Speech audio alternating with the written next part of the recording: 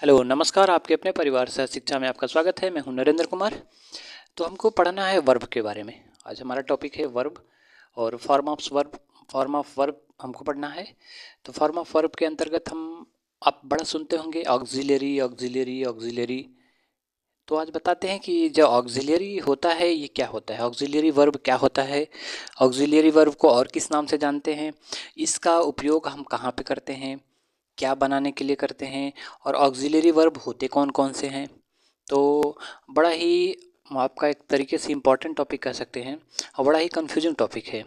ठीक, तो आज इसको हम बताने का प्रयास करते हैं और आपको बताते हैं, समझाते हैं, दिखाते हैं कि ऑक्सिलरी मतलब क्या होता है, इसको अन्य किस किस नाम से जानते हैं और कितने होते हैं, और इन्हीं सारी बातों के बारे में हम बात करते हैं। ठीक, तो सबसे पहले तो ऑक्सिलरी वर्ब मतलब होता है कि सहायक क्रिया। ऑक्सिलरी मतलब सहायक, इसको एक अन्य नाम से भी जानते हैं। इसका अन्य नाम क्या होता है तो हेल्पिंग, इसको क्या कहते हैं, इसको हेल्पिंग वर्ब भी कहते हैं। क्या कहते हैं, हेल्पिंग वर्ब। ये ऑक्सिलरी वर्ब को भी हम हेल्पिंग वर्ब भी कहते हैं और इसको हिंदी में क्या कहते हैं तो सहायक क्रिया कहते हैं। क्या कहते हैं, सहायक क्रिया कहते हैं। ठीक, तो देखते हैं कौन कौन सा है सहायक क्रिया। Is, am, are, was, were, have and do, ये इतने सारे क्या हैं तो आपके ऑक्सिलरी वर्ब्स हैं। ठीक, आगे क्या कहता है, when used with ordinary verbs, जब इनका प्रयोग हम ऑर्डिनरी वर्ब के साथ करते हैं।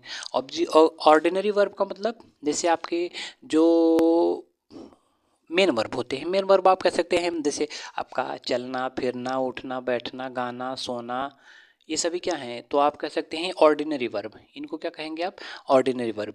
ठीक, जैसे वॉक हो गया, गो हो गया, रन हो गया, ईट हो गया, फीड हो गया, राइट हो गया, लिसन हो गया, ये सभी क्या हैं तो ये सभी आपके ऑर्डिनरी वर्ब हैं।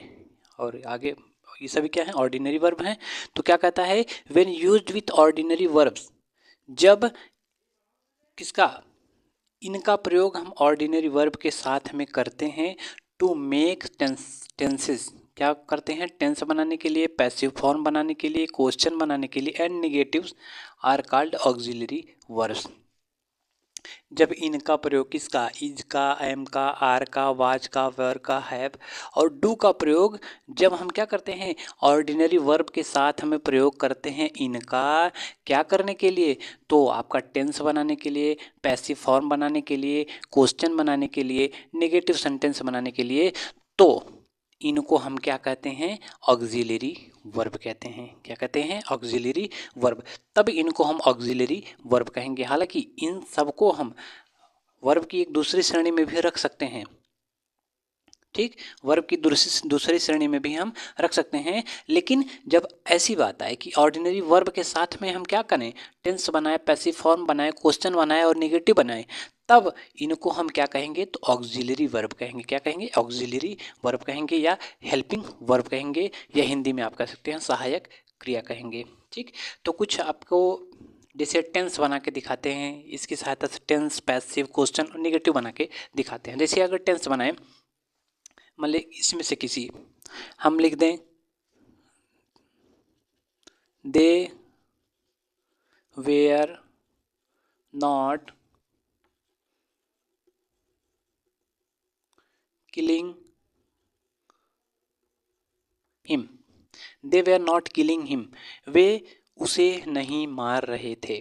अब यहाँ पे क्या है, ये ऑर्डिनरी, आपका ऑर्डिनरी वर्ब है। क्या है, ऑर्डिनरी वर्ब है। ठीक, और ये क्या हो गया तो ये आपका ऑक्सिलरी वर्ब हो गया। क्या हो गया, ऑक्सिलरी वर्ब। दो वर्ब है यहाँ पे, एक वेयर वर्ब है, एक किलिंग वर्ब है। तो ये आपका ऑर्डिनरी वर्ब हो गया और ये आपका क्या हो गया, ऑक्सिलरी वर्ब हो गया। यही तो उसमें कहा गया है कि जब हम इसके साथ में ऑर्डिनरी वर्ब के साथ में इसका प्रयोग करते हैं तो ये वर्ब जो है उस समय क्या बन जाता है तो ऑक्सिलरी वर्ब बन जाता है। दूसरा एक बनाते हैं, हम लिख दें he is not going to Mumbai, he is not going to Mumbai. इसमें भी क्या है, आपका गोइंग क्या है, आपका ऑर्डिनरी वर्ब है, और इज़ क्या है। अगर ये गोइंग ऑर्डिनरी वर्ब है तो इसके साथ में जो वर्ब आया है आपका वो क्या हो जाएगा, ऑक्सिलरी वर्ब हो जाएगा। ठीक, तो आप इसके बाद में हम कुछ पैसिव बना के दिखाते हैं, कुछ क्वेश्चन बना के दिखाते हैं, और कुछ निगेटिव सेंटेंस भी बना के दिखाते हैं। देखिए, अगर हम ऐसा लिख दें, पैसिव बनाते हैं, पैसिव बना के दिखाते हैं। जैसे ही हमने लिख दिया, ही गेव अ बुक। ठीक, ही गेव अ बुक, अभी ये इसमें ऑक्सिलरी वर्ब का प्रयोग नहीं हुआ है, इसको हम पैसिव बनाते हैं। तो कैसे बनाएंगे, अ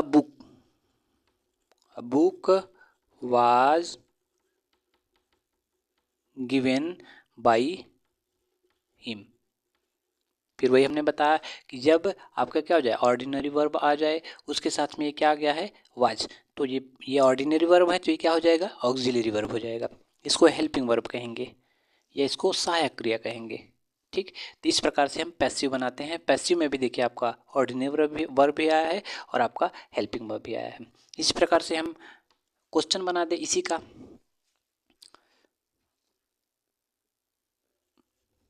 was he give was he giving a book. देखिए इसी सेंटेंस का हमने क्या बना दिया, तो आपका क्वेश्चन बना दिया। क्या बना दिया, क्वेश्चन बना दिया। अब इसका निगेटिव बना के दिखाते हैं, क्या हो जाएगा, he was not giving a book. यहाँ पे फुल स्टॉप रहेगा, तो he was not giving a book. यहाँ पे भी क्या हुआ है, ये आपका ऑर्डिनरी वर्ब हो गया, ये आपका ऑर्डिनरी वर्ब हो गया। जब ये ऑर्डिनरी वर्ब हो गया, ये ऑर्डिनरी वर्ब हो गया, तो इसके साथ में जो कोई वर्ब आया रहेगा वो क्या हो जाएगा, ऑक्सिलरी वर्ब हो जाएगी। ये ऑक्सिलरी वर्ब हो जाएगी, ये भी ऑक्सिलरी वर्ब हो जाएगा। ठीक, तो उम्मीद करते हैं आज हमने जो आपको ऑक्सिलरी वर्ब के बारे में बताया आपको समझ में आया होगा। और जो कुछ भी आपको समझ में नहीं आता है वो आप हमको कमेंट में बता सकते हैं, या कोई ऐसा टॉपिक जो आपको समझ में ना आता हो इंग्लिश ग्रामर का, हमको कमेंट करें, हम आपको समझाने का प्रयास करेंगे। मिलते हैं नेक्स्ट वीडियो में, तब तक के लिए नमस्कार, जय हिंद, जय भारत।